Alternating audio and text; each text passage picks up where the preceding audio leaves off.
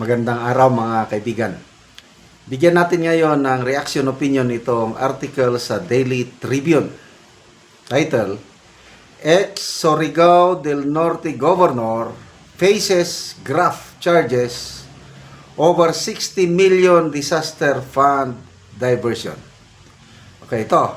So, paparetire na lang si Ombudsman Martires, may sinampal pang kaso ng graft and corruption na dating governor ng Surigao del Norte. Surigao del Norte, ito yung teritoryo ng mga barbers. So, sino yung governor na ito? Walang iba kundi si ex-governor Francisco Matugas. Okay. The Office of the Ombudsman has found probable cause to indict former Surigao del Norte Governor Francisco Matugas and former Provincial Budget Officer Maria Mirla Padayhag before the Sandigan Bayan over the alleged illegal transfer and disbursement of 60 million in provincial funds originally intended for disaster response. Okay. So, ang nagreklamo nito isang private citizen, Oscar Pospia Jr. Okay. In a resolution dated 24 June 2025 and obtained by the Daily Tribune, Ombudsman Samuel Martires ruled that the officials violated Section 3 of RA 3019 or the Anti-Graft and Corrupt Practices Act based on a complaint filed by Oscar M. Pospia Jr. on 6 June 2023. So, ganito po.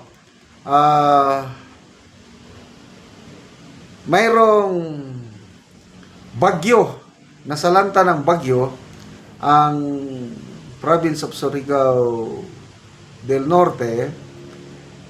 So instead, itong 60 million na para sana sa relief operations na-divert. Napunta para i-transfer nila sa DepEd. So, dahil i-transfer sa DepEd, mamaya ginastos ang kwarta sa pag-ano ng mga books, children's learning materials, at dinistribute. So sabi ng nagreklamo si Mr. Pospia Jr., kailangan namin ng yero, dingding, kasi nasalanta sila ng bagyo. Dinadaanan sila ng bagyo, itong Surigao del Norte. Kaya nagreklamo siya sa ombudsman. O ngayon,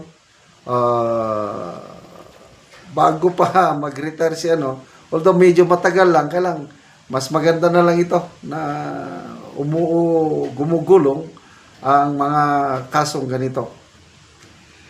Okay, sabi ng resolution, evidently, there was no ordinance authorizing Matugas to augment and transfer the funds.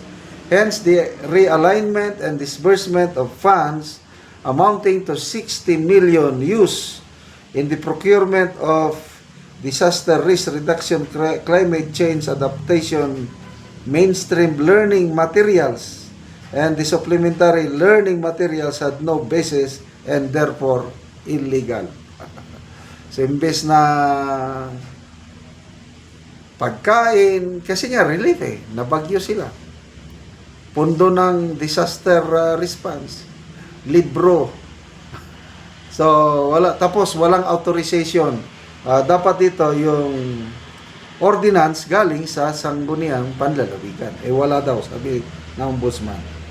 Records show that in 2022, the Surigao del Norte Provincial Government entered into 3 memorandum of agreement with local schools division superintendents, transferring 60 million to the DepEd for books and instructional materials for elementary students. The funds were debated from the public purpose from which the said funds were intended. corollary, the subject mo was entered into by Matugas with 3 school division superintendents were unauthorized and bereft of any legal basis. Yun ang ano. Okay. Ano ang basihan naman ng former governor na nag-transfer ng punto? Ito. Matugas and Padayag cited Department of Interior and Local Government Circular to justify the fund transfer.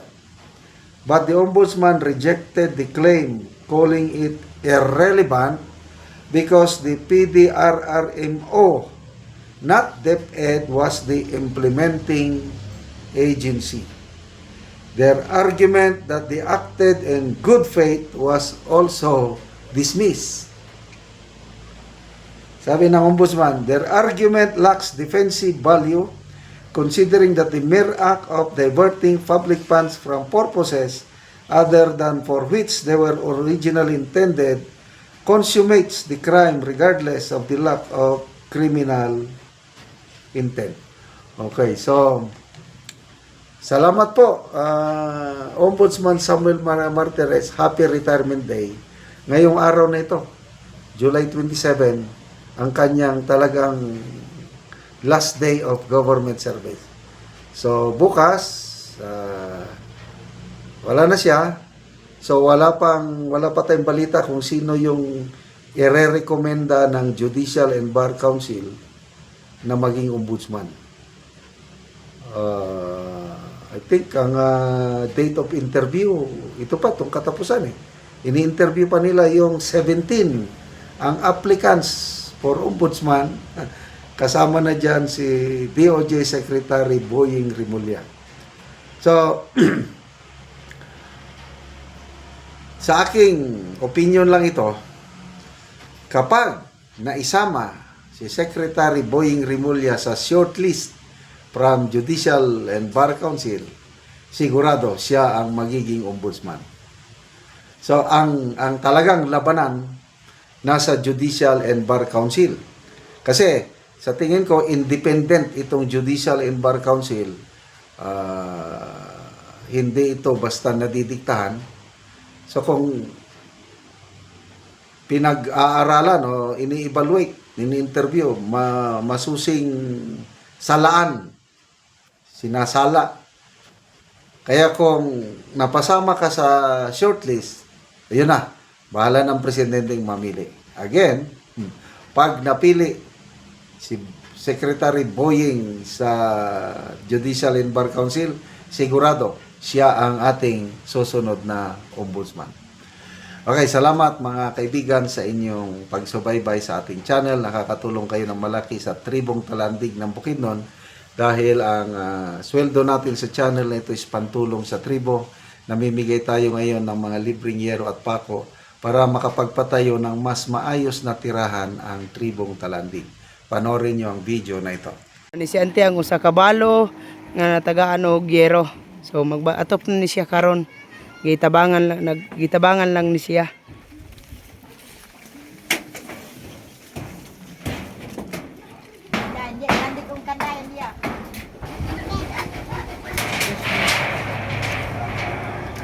Ilang kay dak kay kusyo.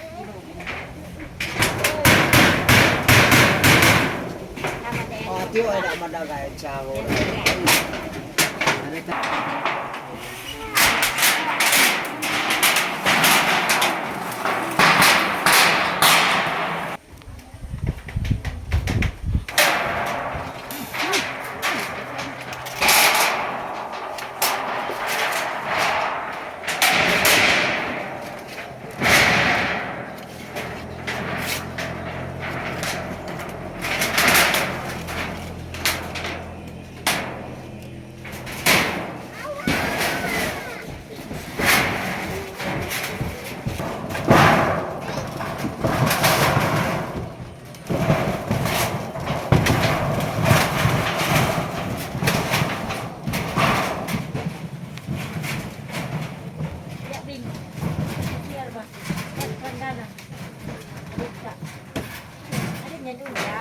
O karon numanagyod ang balay ni Auntie nga usa ka balo so gitabangan lang siya sa asawa sa iyang igsuon tungod kay balo naman gud siya.